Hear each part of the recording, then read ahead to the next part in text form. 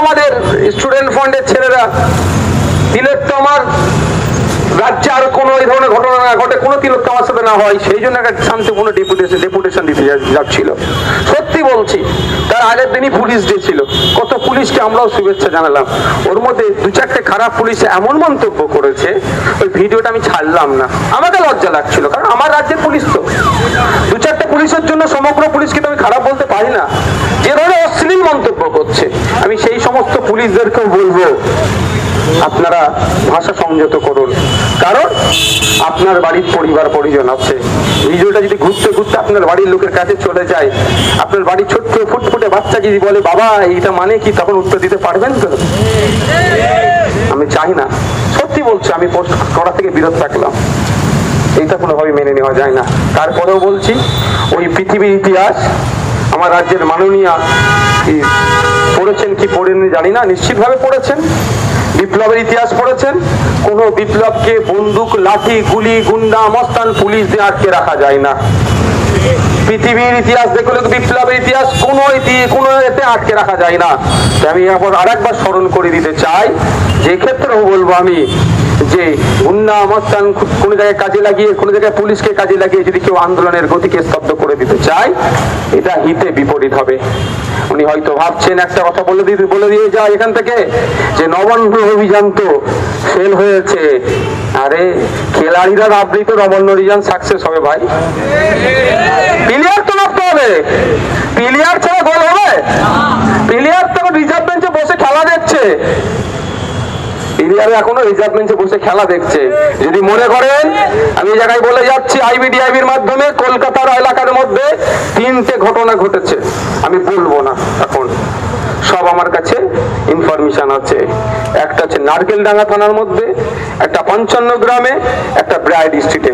আমি শুধু এতটুকুই বলে দিতে চাই, ক্যালকাটা পুলিশের এসবি যারা আছেন, যা বিভিন্ন ডিপার্টমেন্টাল যারা আছেন এখানে, তাদেরকে বলবো আমি অপেক্ষা করছি কবে কতদিনের মধ্যে এই ঘটনার তদন্ত হোক, কারণ আমি চাই না কোন রকম ভাবে কোনো কিছু একটা বিশৃঙ্খলা হোক। কিন্তু মাননীয়ার শাসন আমলে খোদ কলকাতাতে এই ধরনের ঘটনা ঘটবে আর ভাববে নওশাদ সিদ্দিকী চুপ থাকবে নাকি? একবার ডেকে কাউকে হাত দিয়ে ডেকেছে বলে গিয়েছি বলে ভাববে নওশাদকে আমি মুরিদ করে নিয়েছি, আবার শিষ্য বানিয়ে নিয়েছি, এটা ভুল হবে। কিন্তু ঘটনা ঘটেছে কলকাতাতে, তার জায়গার নাম 55 গ্রাম, ব্রাইড স্ট্রিট, নারকেলডাঙ্গা থানার আন্ডারে 3টে ঘটনা ঘটেছে। সে বিষয়ে এখন আমি মুখ খুলছি না। আমি আশা করবো এই বিষয়ে আমাকে মুখ খুলতে হবে না, এবং না খুলেই যারা দোষী প্রকৃত তাদেরকে গ্রেফতার করে শাস্তির ব্যবস্থা করবে, না হলে আমাদেরকে ওটা নিয়েও রাস্তায় নামতে হবে। বন্ধুগণ, গুটি করে কথা বলে দু একটা কথা বলে আমি আজকে এখানে অবস্থান বিক্ষোভ এখানে সমাপ্ত করব। আপনারা জানেন কিভাবে সারা রাজ্যে নয় সারা দেশে সাম্প্রদায়িক বাতাবরণ তৈরি করার চেষ্টা হচ্ছে। শুধুমাত্র কি ক্ষমতার মসনদে থাকবো, টিকে থাকবো, ক্ষমতায় থাকবো, এই জন্য মানুষে মানুষে বিভেদ লাগিয়ে দিচ্ছে, মানুষে মানুষে হিংসা ছড়িয়ে দিয়ে ক্ষমতার মসনদে টিকে থাকতে চাইছে। আর আমরা কিছু মানুষ সেই খেলাটাকে না ধরতে পেরে একজনকে দিয়ে অন্যজনকে ডিফেন্স করার চেষ্টা করছি। তাই সময় এসছে জাগ্রত হতে হবে। ওই কাউকে লাগিয়ে ডিফেন্স করার সময় নয়, নিজেকে ডিফেন্স করতে হবে গণতান্ত্রিক প্রক্রিয়াতে। কারণ আমি এই জায়গা থেকে দাঁড়িয়ে বলছি, ভোটের আগে আমাদের কাছে মাসিয়া হয়ে উঠেছিল, সংখ্যালঘুদের কাছে এসে কাশ্মীর থেকে শুরু করে কন্যাকুমারীতে গিয়ে সংখ্যালঘু সহ পিছিয়ে বর্গের মানুষের জন্য অনেক কথা বলেছিল। আজকে রাহুল গান্ধীকে কেন খুঁজে পাওয়া যাচ্ছে না? কেন তিলোত্তমা ইস্যুতে তাকে কলকাতায় আমরা দেখতে পাচ্ছি না? তিনি দেশের লিডার অফ অপোজিশন, তিনি কেন কলকাতায় এসে একটা প্রতিবাদ মিছিল করছে না? এটাও কিন্তু আমাদের ভাবাচ্ছে। আজকে হরিয়ানা কাণ্ডে যে ঘটলো, এই সাবির মল্লিক শুধু নয়, অয়ন মিশ্রাকেও যেভাবে হত্যা করলো সন্ত্রাসীরা, গোরক্ষা বাহিনীর নামে সংঘটিত গোরক্ষা বাহিনীরা, এক্ষেত্রে রাহুল গান্ধীর কাছ থেকে আমরা একটা প্রতিবাদী শব্দ খুঁজে পেলাম না। কোথায়? আপনি আমি ভাবছি মোদীকে হারানোর জন্য ওকে দাঁড় করাতে হবে, কিন্তু যাকে ভাবছি মোদীকে হারানোর জন্য দাঁড় করাবো, তিনি তো মোদী বাবুর থেকেও কোনো অংশে মনে হয় কম যাচ্ছে না। অনেকের গায়ে লাগতে পারে, আমার দেখার প্রয়োজন নাই। যারা আমার লাগাচ্ছে, আমি বলবো যদি আমার চালাই মলম লাগাতে আসে তাকে সারা শুধু পিঠ চাপড়াবো, আর না হলে আমার অয়ন মিশ্রার জন্য যে না কথা বলবে, আমার সাবির মল্লিকের জন্য যে না কথা বলবে, আমার তিলোত্তমার জন্য যে না কথা বলবে, আমার আনিসের জন্য যে না কথা বলবে, আমার আবু সিদ্দিকের জন্য যে না কথা বলবে, তাকে আমরা চিনি না। ভাবতে পেরেছেন? খুব তেল লাগাচ্ছিলেন না ভোটের আগে? হ্যাঁ, কেন ভাইয়া অনেকে বলছে ভাইয়ানরা কংগ্রেসের অমুকের সাথে কেন জোট করতে পারেনি? লজ্জা লাগছে তখন আমাকে। ভোটের রেজাল্ট হয়েছে 4 তারিখে, এখন পর্যন্ত সারা দেশে প্রায় 20টা মব লিঞ্চিং হয়েছে, পিটিয়ে হত্যা করা হয়েছে। তার মধ্যে সংখ্যালঘু সমাজের বেশি, 5-6টা আমার সংখ্যাগুরু সমাজের মানুষও আছে। কিন্তু আমাদের ভোটের আগে তাকে দেখছিলাম এইখানে ছুটছে, ওইখানে ছুটছে, কখন সাধু বাবা সাজছে, কখন পীর সাহেব সাজছে, মানে বিভিন্ন সাজছে। তাকে একটাও প্রতিবাদ করতে দেখেছেন? আপনারা দেখেছেন? কার কাছ থেকে আমরা আশা করবো না? বহুরূপী সমাজে ঘুরছে, দেখো নোটিস করতে হবে আমাদের। এই বহুরূপী গুলোকে দেখতে হবে যে কাকে তাড়িয়ে কাকে আমরা জায়গা দেবো বলছি, কাকে তাড়িয়ে কাকে জায়গা দেবো এটা আমাদের ভাবতে হবে। কেন হরিয়ানায় এটা যদি ভোটের আগে হতো, আমি চ্যালেঞ্জ করে বলছি, রাহুল গান্ধী ছুটে চলে যেত, প্রিয়াঙ্কা গান্ধী ছুটে চলে যেত কোথায়? এই ওই ঘটনা যেখানে ঘটেছে, আর ওখান থেকে ফ্লাইট ধরে চলে আসতো সাবির মল্লিকের বাড়ি। এখন ভোট নাই, কোন নেতাদের গাড়ি দেখতে পাবেন না। আমরা ভুলে যাচ্ছি না আফরাজুলের ঘটনা। রাজস্থানে আফরাজুলকে পিটিয়ে হত্যা করলো উগ্রবাদীরা। হত্যা করার পরে ওই আফরাজুলকে নিয়ে ফিরাদ হাকিম সাহেব থেকে শুরু করে রাজ্যের বিভিন্ন মিনিস্টাররা ব্র্যান্ডিং করলো, ওইটা ভয় দেখিয়ে ওই ভোটটা পার করলো। আপনারা জানেন, আজকের জায়গা থেকে আমি একটা দাবি তুলছি, মিডিয়ার বন্ধুদের বলবো, যার যেরকম ভাবে ক্ষমতা আছে আপনারাও দাবি তুলবেন। এই ঘটনায় যে সাবির মল্লিকের ঘটনার কেস কাভারেজে চলবে, এর দায়িত্বটা কি সরকার নেবে? জানতে হবে আপনাদের। অনেক বড় বড় কথা বলবেন, অনেক লিডার যাবেন, মুখ দেখাবেন, ছবি তুলবেন, আপনাদের গোড়ার বিষয়টাকে জানতে হবে। আপনারা একটু খোঁজ নিন আফরাজুলের এত বড় ঘটনা, মুখ্যমন্ত্রীর চোখ দিয়ে পানি গড়িয়ে একদম বন্ধ হয়ে যাওয়ার অবস্থা হচ্ছিল। ফিরাদ হাকিম থেকে শুরু করে অত সংখ্যালঘু দরদি নেতারা একদম হোঁচট খেয়ে মামলায় ছুটে চলে যাচ্ছিল। আজকে খোঁজ নিয়ে দেখুন আফরাজুলের যে মামলা চলছে, সরকার কত টাকা দেয় মামলাটাকে চালানোর জন্য?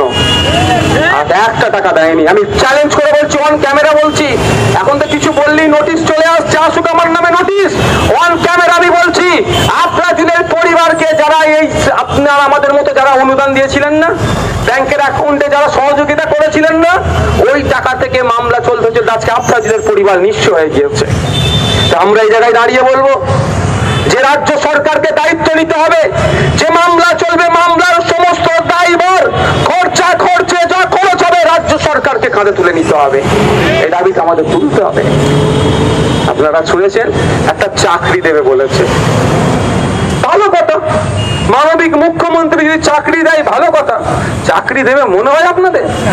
এখানেই আছেন আমাদের কালকে আমাদের কলকাতা পুলিশের যে সমস্ত বন্ধুরা আজকে আমাদের নিরাপত্তার দায়িত্ব আছে, খোঁজ নিন তো কতক্ষণ ডিউটি করাচ্ছে। 18 ঘন্টা, 22 ঘন্টা, 24 ঘন্টা করে ডিউটি করিয়ে দিচ্ছে। আমার তিলোত্তমা বোনকে কতক্ষণ ডিউটি করেছিল জানেন? 36 ঘন্টা। 36 ঘন্টা ডিউটি করিয়েছিল।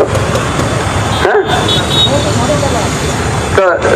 এখন আবার রাস্তায় গতকাল থেকে করছিল, আজকে আমার মনে এতক্ষণ মনে উঠে গিয়েছে, বলতে পারছি না। তো তাদের দুনিয়ার ডাক্তারদের লড়াই করে কুর্নিশ জানায়, দম আছে, দেখিয়ে দিচ্ছে। তো ক্যালকাটা পুলিশের যারা আছে খোঁজ নেন, নিয়োগ নাই। শূন্য পদ প্রায় ক্যালকাটা পুলিশে 15,000 হয়ে পড়া আছে। West Bengal police, Calcutta police মিলিয়ে প্রায় 1.5 লক্ষ শূন্য পদ আছে, এগুলো নিয়োগ করছেন না। আর এই যে গান্ধী মূর্তির পদতলে আমরা আছি, এখানে সকাল সন্ধ্যেই ধর্ণা দিচ্ছে আমার বহু টিচাররা। আর মুখ্যমন্ত্রী চাকরি দিবে মনে হয়? আপনারা তো অনেকে শুনেছেন, ওই নামটা কি, আফরাজুলের পরিবারকে একটা সরকারি চাকরি দিয়েছে, শুনেছেন তো নাকি ভাই? ক টাকার মাইনের চাকরি জানেন? হ্যাঁ, 6,000, 7,000 বেশি বলে ফেলেছেন। যত দূরে চাকরি, ওখান থেকে অটো করে যেতে হয়, 10 টাকা যাওয়া অটো ভাড়া, 10 টাকা আসা অটো ভাড়া, 20 টাকা। যদি 1 কাপ চা খায়, মাসে ক টাকা যাচ্ছে বুঝতে পেরেছেন? আফরাজুলের স্ত্রী আছে, 2টো মেয়ে আছে। ওই যে মেয়েটা চাকরি পেয়েছে তার স্বামী স্বামী আছে, তার একটা মেয়ে আছে, কতজন হচ্ছে? প্রায় 5 থেকে 6 জন একটা পরিবারে। তো 5,000 টাকা হয়তো এই 6,000 টাকার মাইনে চাকরি হবে। তাই আমি গতকালকে গিয়ে আমি আওয়াজ তুলেছি, আজকে এখান থেকে বলবো, ওই 1 সপ্তাহ টাইমের মধ্যে নির্ধারণ করতে হবে, পাবলিককে জানাতে হবে চাকরিটা কি দিচ্ছেন। চাকরির নামে নাটক করছেন, পার্মানেন্ট চাকরি দিচ্ছেন না ক্যাজুয়াল দিচ্ছেন, ওই 6,000-এর মাইনে চাকরি দিচ্ছেন না সরকারি চাকরি দিচ্ছেন, কি দিচ্ছেন সেটাও আমাদেরকে খুলাসা করতে হবে, জানাতে হবে আমাদেরকে। না হলে কি হবে বুঝতে পেরেছেন? তাহলে ওই রকম হয়ে যাবে। ডবল চাকরি দেব। ডবল চাকরি কে পেয়েছিল? ওই সন্দীপ ঘোষ পেয়েছিল, যে দুর্নীতি করেছে, দুর্নীতিগ্রস্ত লিডার নয়, সরি, অধ্যক্ষ, প্রাক্তন অধ্যক্ষ। ও ডবল চাকরি, সকালে চাকরি ছেড়েছে, সন্ধে মমতা ব্যানার্জি চাকরি দিয়েছে। আর এখানে 1000 দিনের উপরে ধর্নায় বসে আছে বহু শিক্ষক শিক্ষিকারা, যার বাবার টাকা নাই, 20 লাখ 30 লাখ ঘুষ দিতে পারবে, কিন্তু মাঠে ঘাটে খেটে রিক্সা চালিয়ে জুতো সেলাই করিয়ে যার যেমন পেশা আছে দিয়ে ছেলের মেধা তৈরি করে যারা মেধার ভিত্তিতে নিয়োগ হবে, তারা আজকে এখানে বসে আছে। তারা তাদের চাকরি দিচ্ছে না। ডবল চাকরি কাদের দিচ্ছে? যারা দুর্নীতি করেছে, তাদেরকে সিবিআই অ্যারেস্ট করেছে। তাই বন্ধুগণ, আমি বক্তব্য দীর্ঘায়িত করব না, আপনাদের বলবো এটা ছিল কি আলটিমেটাম ছিল। 1 সপ্তাহ টাইম, 1 সপ্তাহের মধ্যে যদি এগুলো না ঘোষণা হয়, আমরা শ্রম দপ্তর যাবো, তাতে মারে ধরে জেল খাটে, হ্যান কাটে, ধান কাটে, সব হবে। অসুবিধা আছে কারো? আর শ্রম দপ্তর যখন অভিযান যদি করি, আমি সামনে থাকবো, আমি সবসময় মিছিলের পিছনে থাকি, তো ওর দিন আমি সামনে থাকবো, মার খেলে আগে আমি খাবো, ঠিক আছে? অসুবিধা হবে কারো? অসুবিধা হবে? ও এমনি বাইরে থাকা জেলে থাকার সমান, বাইরে থাকা জেলে থাকার সমান। আমি আপনাদের বলি, কি আছে? পিটিয়ে মেরে দিচ্ছে রাস্তায়, গরু ছাগলকে কেউ পিটালে এসে কথা বলে, আর পিছড়ে বর্গের হওয়ার জন্য, গরিব হওয়ার জন্য আজকে আমাদের জল জমি জঙ্গলে অধিকার কেড়ে নিচ্ছে আদিবাসীদের, কেউ কথা বলছে না। ও বাইরে আর জেলের মধ্যে তফাৎ কি রইল ভাই? দেখলেন না? উচ্চ বর্ণের মন্দিরে শুধু পানি খেয়েছে, আর পিছড়ে বর্গের হওয়ার জন্য, দলিত হওয়ার জন্য কি করেছে? পিটিয়ে তাকে মেরে দিয়েছে। পিছড়ে বর্গের হওয়ার জন্য, দলিত হওয়ার জন্য এসইউভি গাড়ি কিনেছে, কেন? গাড়ি থেকে নেমে পিটিয়েছে। কেন? তো এসইউভি গাড়ি কিনবে, গাড়ি ওভারটেক করে চলে গিয়েছে গুজরাটে, শুধুমাত্র পিছড়ে বর্গের হওয়ার জন্য, দলিত পিছড়ে বর্গের হওয়ার জন্য গাড়ি থেকে নেভিয়ে মেরেছে। তো এত সাহস, মানে বুঝতে পারছেন কি হিংসা বিদ্বেষ চলছে? তো বাইরে থাকার ভিতরে থাকা অসুবিধা কি? শুধু মোবাইলটা থাকবে না, অসুবিধা হবে কারো? আমি তো বলছি, আমি প্রথম সারিতে থাকবো। আর একটা কথা এই প্রসঙ্গ ক্রমে আসছে, দেখুন এখান থেকেও আমরা আমার তিলোত্তমা বোনকে আমরা কিন্তু কোনো মতেই ভুলছি না, কারণ ওটা ভুলার প্রশ্ন আসবে না। এই একটা বক্তব্য দিতে কাশ্মীরের 1 নাবালিকার কথা বলছিল, সত্যিকারের কাশ্মীরের ওই নাবালিকার যদি যারা ধর্ষণ করেছিল তাদেরকে দৃষ্টান্তমূলক শাস্তি দিত, তাহলে হয়তো এই দিন দেখতে হতো না।